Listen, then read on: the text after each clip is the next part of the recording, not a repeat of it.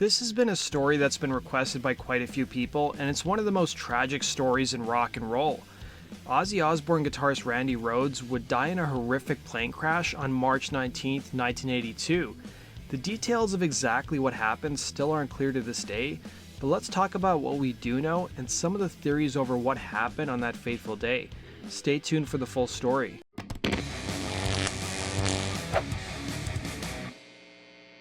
Ozzy Osbourne has had to reinvent himself numerous times in his career.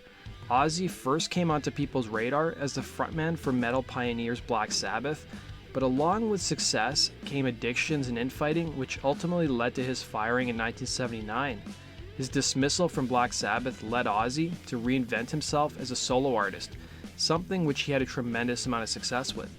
That success wouldn't have happened had it not been for Ozzy meeting guitarist Randy Rhoads. Ozzy would tell A&E, "I knew instinctively that he was something extra special," referring to Rhoads. "He was like a gift from God. Randy and I were like a team," he'd remember. Ozzy's wife and manager Sharon Osbourne would recall how Randy gave the Prince of Darkness a much needed shot in the arm when it came to his creativity, revealing, as soon as he found Randy, it was like night and day. He was alive again. Randy was a breath of fresh air, funny, ambitious, just a great guy, she'd say. Randy's story began on December 6, 1956 in Burbank, California. The youngest of three, Randy was surrounded by musical talent as his mother and father were both music teachers. His mother founded the Musonia Music School, which Rhoads and his two siblings attended. Rhoads was taught by an instructor at the school named Scott Shelley, who at one point went to Randy's mother and told her that he could no longer teach her son, as Rhoads' knowledge of guitar had surpassed his own.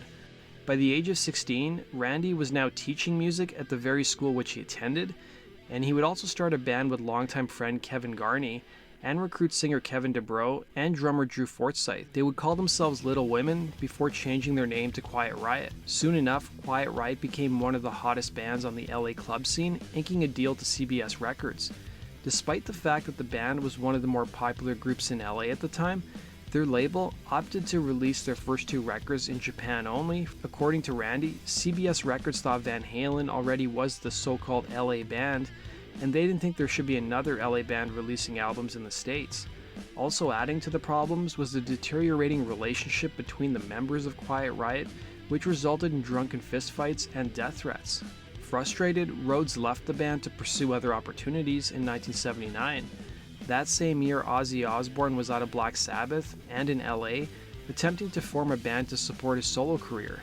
An acquaintance of Rhoads from the LA club scene, future Slaughter bassist Dana Strum, got in touch with Rhoads insisting he audition for Ozzy.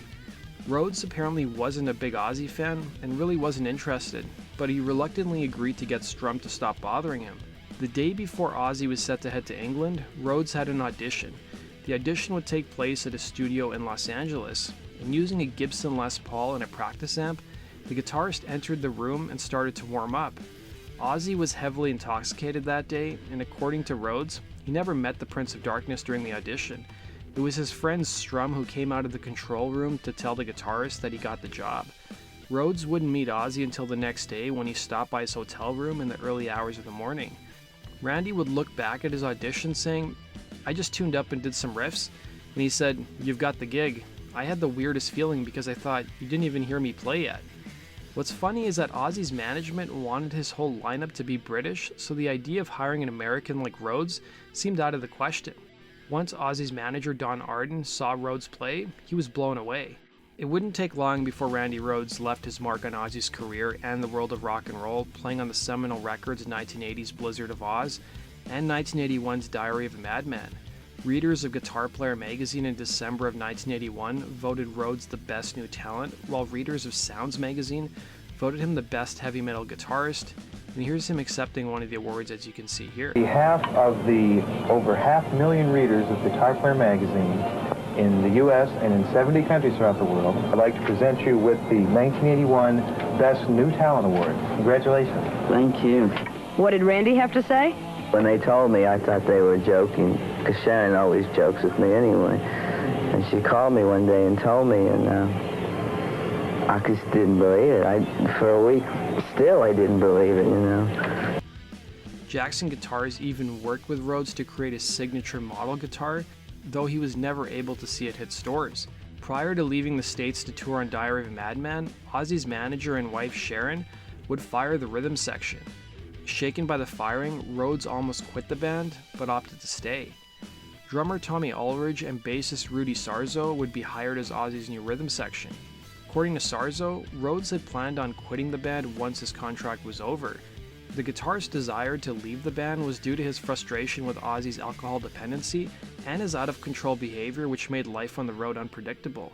Also straining Rhodes' relationship with Ozzy was the fact that the Prince of Darkness and his management and the label wanted the band to record a live album which consisted of Black Sabbath covers in Toronto, Canada. Rhodes and Aldridge felt that they were accomplished musicians and saw a covers album as a slap in the face. And while Rhodes would leave Ozzy's band, he wouldn't do it on his own terms. The Diary of a Madman tour was a huge success, and the band played to sold-out venues. Rhodes played his last show with Ozzy on Thursday, March 18, 1982 at the Knoxville Civic Coliseum. The following day, the band were on their way to Orlando, Florida to play their next gig with the band Foreigner at the Tangerine Bowl. Rhodes never made it to Orlando. Ozzy would recall in his 2011 book, I Am Ozzy, the final thing Rhodes said to him, which was a stern warning about his drinking, telling the frontman, "You'll kill yourself, you know, one of these days." On the band's way to Orlando, they would stop at Leesburg, Florida to fix a malfunctioning air conditioning unit at Jerry Calhoun's tour bus dealership. In addition to housing Calhoun's mansion, the sprawling property also housed a private airfield with helicopters and airplanes, which Calhoun called the Flying Baron Estates Airport. The band had a day off to rest and recuperate, and they spent the night on the property. According to the National Transportation Safety Board, the band's bus driver Andrew Aycock, who also knew how to fly planes, decided to take a 1955 single-engine Beechcraft F-35 plane from the nearby airfield for a spin without Calhoun's permission. On the first flight, Aycock took keyboardist Don Airey and tour manager Jake Duncan and attempted to buzz Ozzy's tour bus. Aycock landed the plane and took Rhodes and makeup artist Rachel Youngblood on the second flight. Rhodes, for his part, was afraid of flying, and Youngblood had a heart condition. Ozzy's tour manager revealed in the book Off the Rails Aboard the Crazy Train in the Blizzard of Oz how Aycock convinced the pair to come on the flight, revealing, "Well, right after we landed, Andy came up to me and told me he was going to take Rachel up for a ride, and that being aware of her heart condition, he assured me that he was just going to take it easy, circle the property a couple times, and not pull any crazy stunts. So when Randy heard that, he decided to join them so he could take some aerial shots with his camera." Rhodes tried to get bassist Rudy Sarzo to join them on the flight, but he opted to sleep in.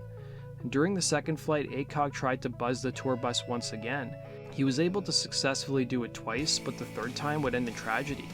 Around 10 a.m., after flying for 5 minutes, the aircraft's wing clipped the top of the bus, spiraling out of control, before hitting a tree, shearing the top off, and crashing into a garage of Calhoun's mansion. Rhodes and Youngblood were ejected from the aircraft through the windshield before the plane exploded into a fireball. All 3 passengers were killed instantly, and half of Calhoun's mansion caught fire. While most of the band and their entourage was sleeping, keyboardist Don Airey was the only member of the band to see the crash and gave an eyewitness account of seeing a struggle in the cockpit between Rhodes and Aycock before the plane approached the bus, a mere seconds before the crash. There's been a theory floated that Aycock had sinister motives the day of the crash. Toxicology reports that day showed that Aycock had cocaine in his system, while Rhodes only had nicotine. Aycock's estranged wife had spent the previous night on the tour bus as Andrew was trying to possibly reconcile with her. Aycock's wife was standing beside the tour bus while he was buzzing it, and it was thought by some that as Aycock made the final approach, he may have seen his ex-wife and tried to crash into her. Sarzo believed that given Aycock's agitated emotional state that day, only made worse by the effects of drugs and the fact that he hadn't slept all night, it was possible he tried to take out his wife. Given the struggle that Don Airey witnessed in the cockpit, it's possible that Randy Rhoads' actions prevented the aircraft from directly crashing into the bus. The NTSB investigation determined that Aycock's aviation medical certificate had in fact expired, and that Aycock was the pilot in another fatal crash 6 years earlier in the United Arab Emirates. Sharon Osbourne was aware of that prior crash, but hadn't informed anyone else in Ozzy's camp about it. In the moments after the crash, Sharon admonished Ozzy's tour manager for allowing their people into a plane with a pilot who had been awake and using drugs all night, telling him, "Don't you know that man had already killed one of Calhoun's kids in a helicopter crash?" Ozzy and his bandmates had little time to grieve as they had to get back on tour. Ozzy would look back at how he moved on after the death of Rhodes, telling Rolling Stone, "You never get over something like that. You're in shock." I said to Sharon, I can't do this anymore. And she went, if you quit now, it was a bad scene, man. She said, we're not stopping now. Within a week and a half, Ozzy and company were back out on the road with Irish guitarist Bernie Tormé, who had previously played with Deep Purple singer Ian Gillan's solo band. The gig was temporary for Tormé, who only played 7 shows before Night Ranger guitarist Brad Gillis came into the picture. So that does it for today's video, guys. Thanks for watching. Be sure to like button and subscribe. We'll see you next time on Rock and Roll True Stories. Take care.